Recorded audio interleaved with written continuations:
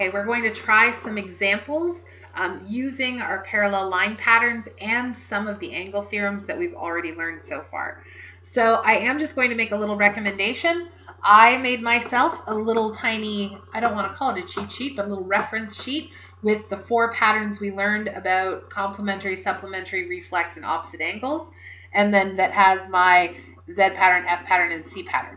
Now, I would recommend you doing it on a piece of paper larger than a Post-it note, but it is a good idea to have everything all in one place for you to look at for reference. So, the question here says, determine the measure of the marked angles in each of the following diagrams. So I'm going to take a look at my first diagram here. When I look at the picture, the first thing I notice is that I have 2 parallel lines. That's what those arrows mean. That tells me that those 2 lines are parallel, and that's important. So I also have a 3rd line going across. That's my transversal. I have an angle of 105 degrees, and then I have missing angles A and B that are labeled. So from here, I have 7 different theorems that we've learned, and I'm going to try to see if I can figure out what to do with some of these. So I like, when I have parallel lines, to do some tracing. I like to highlight over the different angles that I have. So this one here is 105 degrees. That was given to me in the question.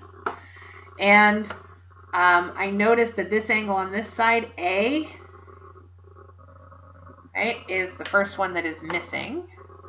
Now, when I look at my parallel line patterns, I don't have a parallel line pattern that has 2 angles on either side of the transversal, like both on the bottom or both on the top. That isn't Z, F, or C, but it is a straight line, which means this is actually a supplementary angle, otherwise known as SAT.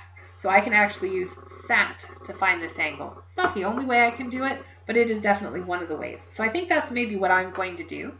So I'm going to use SAT and say that A and 105 add to 180 degrees.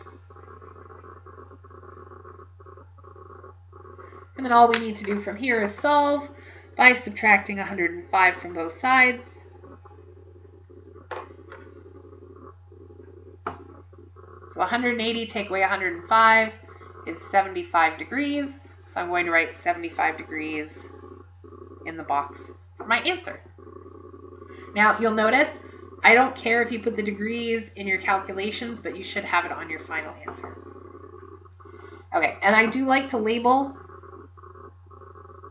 once I know what the angle is, because I might be able to use that to do the next part.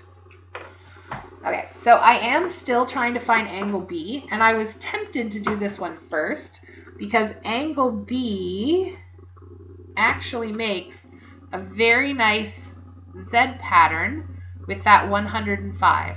So I could figure out what angle B is using Z pattern.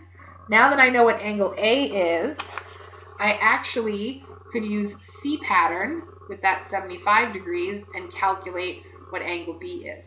Now, using C pattern requires calculation. Using Z pattern does not. So I think I would probably use Z pattern. So I'm actually just going to write Z in there, and I'm okay with that. Z pattern, it's a little hard to fit in the size of the box that I have. Does that require calculation? Nope. It is just 105 degrees. That's it. That's all you have to do.